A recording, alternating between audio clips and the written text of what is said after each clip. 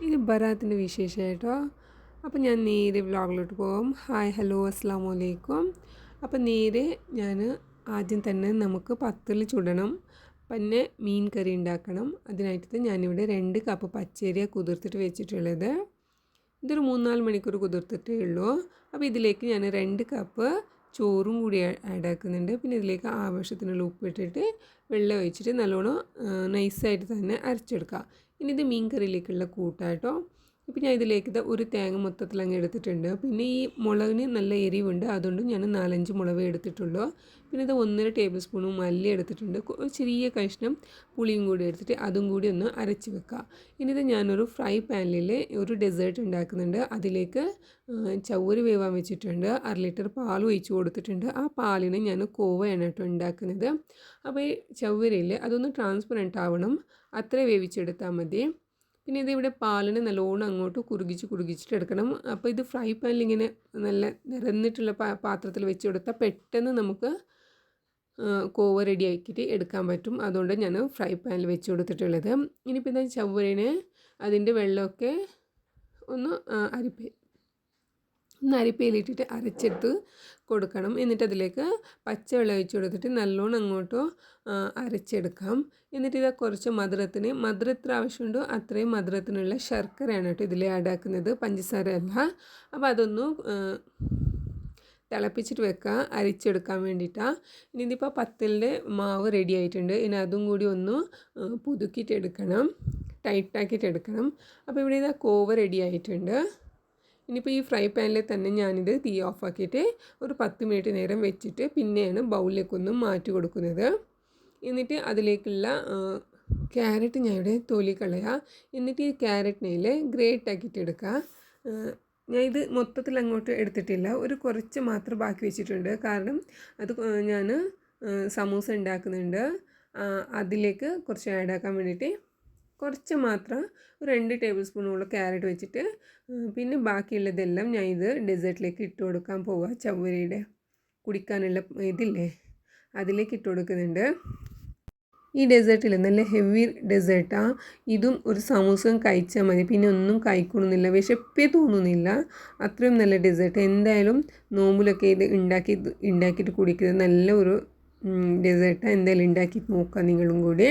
അപ്പോൾ ഇതാ ഞാൻ അതിലേക്കുള്ള ക്യാരറ്റ് ഇടുമ്പോൾ ക്യാരറ്റ് ഒന്ന് നെയ്യിൽ ഒന്ന് കുക്കാക്കിയിട്ട് എടുക്കണം കേട്ടോ.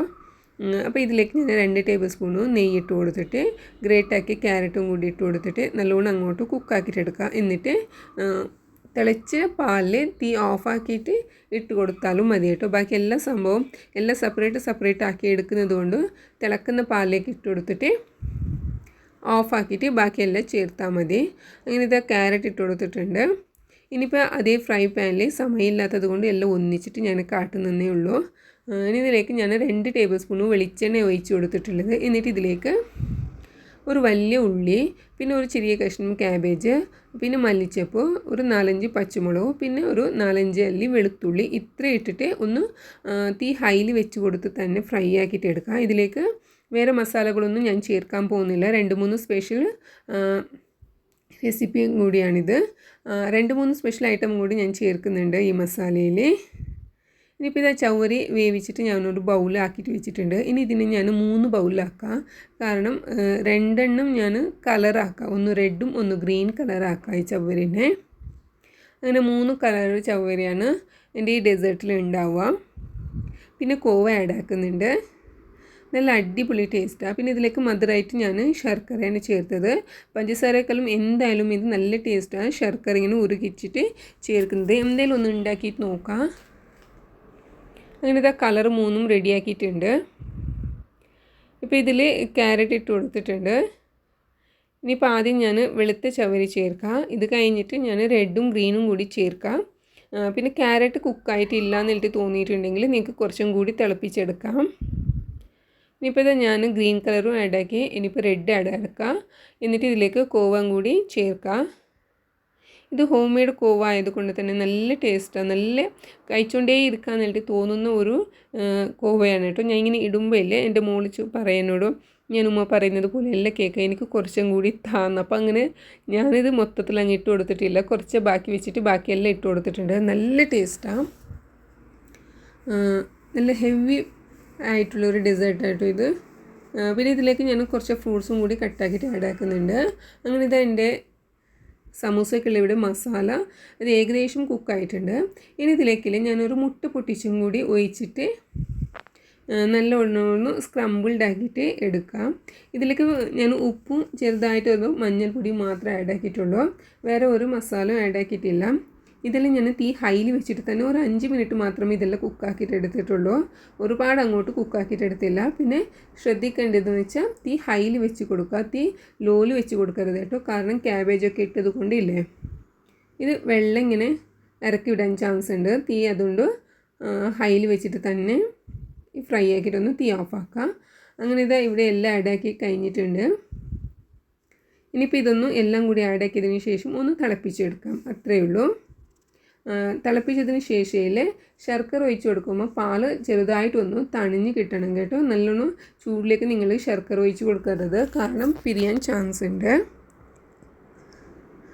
അങ്ങനെ ഇതിൽ ചേർക്കാനുള്ളതൊക്കെ ചേർത്ത് കഴിഞ്ഞിട്ടുണ്ട്. ഇനി അവസാനം ഇതിലേക്ക് ബനാനയും ആപ്പിളും ഞാനൊന്ന് ഗ്രേറ്റ് ആക്കിയിട്ട് ചേർക്കുന്നുണ്ട്. അത് ശർക്കര ചേർക്കുമ്പോഴാണ് ഞാൻ ചേർത്തിട്ട് പിന്നെ കുറച്ച് ഫ്രീസറിൽ വെച്ച് കൊടുത്തത്. ഇനി ഇതാ പൊട്ടാറ്റോ മാഷാക്കിയതായത് ഞാൻ ഉരുളക്കിഴങ്ങില്ല അത് വേവിച്ചിട്ട് നല്ലോണം അങ്ങോട്ട് മാഷാക്കിയിട്ട് ഈ മസാലയും കൂടി ഇട്ട് കൊടുത്തിട്ട് നല്ലോണം അങ്ങോട്ട് മിക്സ് ആക്കാം. ഇനി ഇതിലേക്ക് 2 ചേരുവയും കൂടി ചേർക്കാനുണ്ട്.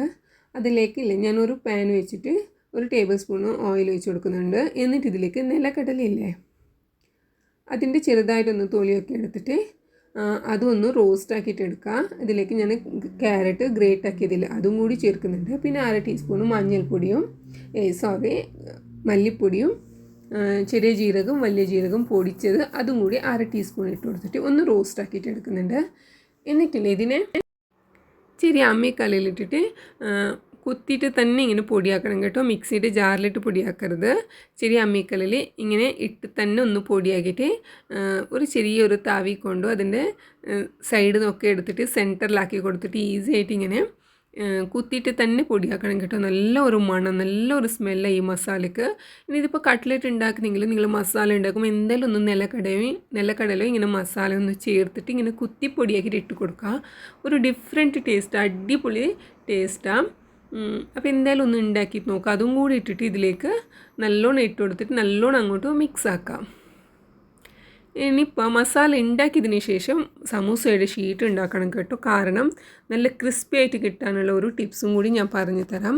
ഇപ്പോൾ ഇതിലേക്ക് ഞാൻ 1 കപ്പ് മൈദ എടുത്തിട്ടുണ്ട്. എന്നിട്ട് ഇതിലേക്ക് ഞാൻ 1/2 കപ്പ് കോൺഫ്ലവറാണ് ആഡ് ആക്കിയിട്ടുള്ളത്. എന്നിട്ട് ഇതിലേക്ക് 1 ടേബിൾ സ്പൂൺ നിറച്ച് വെളിച്ചെണ്ണ അല്ലാത്ത ബാക്കി ഏത് എണ്ണയായാലും നിങ്ങൾ ഒഴിച്ച് കൊടുക്കുക.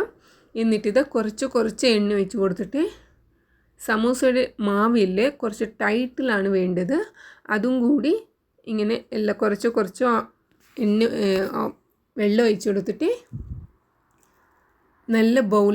നല്ലൊരു ബൗളാക്കിയിട്ട് എടുക്കാം. ഞാനിപ്പോൾ ഇത് 6 കപ്പ് വെള്ളം എടുത്തിട്ട് ഇതിലിനി 2 ടേബിൾ സ്പൂണോളം എണ്ണ ബാക്കിയുണ്ട് കേട്ടോ. വെള്ളം. അങ്ങനെ ഞാനെല്ലാം സമൂസ ഇവിടെ റെഡിയാക്കിയിട്ടുണ്ട്. കുറച്ച് മസാല ബാക്കി വന്ന് അതിനെ ഞാൻ കട്ട്ലേറ്റ് ആക്കാൻ വേണ്ടിയിട്ട് അതും കൂടി റോളാക്കിയിട്ട് എടുത്തിട്ടുണ്ട്. പിന്നെ മീഡിയമിൽ വെച്ചിട്ട് എണ്ണ ചൂടാക്കുക. എന്നിട്ട് തീ നല്ലോണം കുറച്ച് വെച്ചിട്ട് സമൂസ ഇട്ട് കൊടുക്കാം. സമൂസയിൽ തീ എത്ര ലോയിൽ വെച്ച് കൊടുക്കാൻ പറ്റുന്നുണ്ടോ അത്രയും ലോയിൽ വെച്ചിട്ട് സമൂസ ചുട്ടെടുക്കുക. അപ്പോഴാണ് ക്രിസ്പി ആവുന്നത്. ഇതിപ്പോൾ ഞാൻ നോമ്പ് തുറക്കുന്നതിന് ഒരു 2 മണിക്കൂർ മുന്നേ ഞാനിത് ചുട്ട് വെച്ചിട്ടുണ്ടായിരുന്നു. പക്ഷെ നോമ്പ് തുറക്കുമ്പോഴും അത് നല്ല ക്രിസ്പിയോട് കൂടി ഉണ്ടായിരുന്നു കേട്ടോ. എനിക്കിത് കാണാൻ പറ്റുന്നുണ്ട്. നല്ലൊരു ബിസ്ക്കറ്റ് ടൈപ്പിലില്ല, നല്ല അത്ര സോഫ്റ്റായിട്ടൊന്നുമില്ല, നല്ല ബിസ്ക്കറ്റ് ടൈപ്പിൻ്റെ ഒരു സമൂസ ഷീറ്റായിട്ടുണ്ട് ഇവിടെ. നല്ല അടിപൊളി ഉണ്ടായിരുന്നു സമൂസ. ഇപ്പോൾ നോമ്പ് തുറക്കുമൊക്കെ അപ്പോഴാണ് റെഡിയാക്കുക, എന്നിട്ട് ചൂടോടെ കഴിക്കാനാണ് പോകുന്നത്. പക്ഷേ ഇത് ഞാനൊരു 2 മണിക്കൂർ മുന്നെയാണ് ചുട്ടത്. പക്ഷേ 2 മണിക്കൂർ കഴിഞ്ഞിട്ടാണ് നോമ്പ് തുറക്കുമ്പോൾ നല്ല ഒരു ബിസ്ക്കറ്റിൻ്റെ രൂപത്തിൽ അത് ഉണ്ടായിരുന്നു. പിന്നെ ബാക്കി വന്ന മസാലയാണിത്. ഞാൻ കട്ട്ലേറ്റും കൂടി ആക്കിയിട്ടുണ്ട്. പിന്നെ പത്തലും ഇങ്ങനെ ചുട്ട് കഴിഞ്ഞിട്ടുണ്ട്. അങ്ങനെ എന്താ നല്ല അടിപൊളിയായിട്ട് എല്ലാം ഇവിടെ റെഡിയായി കഴിഞ്ഞിട്ടുണ്ടായിരുന്നു. ഇനിയിപ്പോൾ കട്ട്ലേറ്റിനും കൂടി ഞാൻ കോരി മാറ്റാം. ഇതൊന്നുമില്ല, കടലമാവിൽ ഒന്ന് മുക്കിയെടുത്തിട്ട് ഓയിലിൽ ഇട്ട് കൊടുത്തേ ഉള്ളൂ. കാരണം കുറേയൊന്നും ബാക്കിയായിട്ടുണ്ടായിരുന്നില്ലല്ലോ, അതുകൊണ്ട് അത്രയും മാത്രമേ ആക്കിയിട്ട് എടുത്തിട്ടുള്ളൂ. പിന്നെ ഇതാ അപ്പുറത്ത് ഞാൻ പത്തലും ചുട്ട് കഴിഞ്ഞിട്ടുണ്ട്. ഇനി ഇതിലേക്ക് ഞാൻ കുറച്ച് കസ്കസ് ആഡ് ആക്കാം. എൻ്റെ ഡെസേർട്ട് ഇല്ലേ, പിന്നെ ഇതാ ഫ്രൂട്ട്സ് കട്ടാക്കിയിട്ട് വെച്ചതാ, അതും കൂടി ഇതിലേക്ക് ആഡ് ആക്കുന്നുണ്ട്. അങ്ങനെ എൻ്റെ ബറാത്തിലെ നോമ്പ് ഈസി ആയിട്ട് 2-3 ഡിഷസ് ഉണ്ടാക്കിയിട്ട് വയറ് നിറച്ച് ഞാൻ നോമ്പ് തുറന്നിട്ടുണ്ടായിരുന്നു.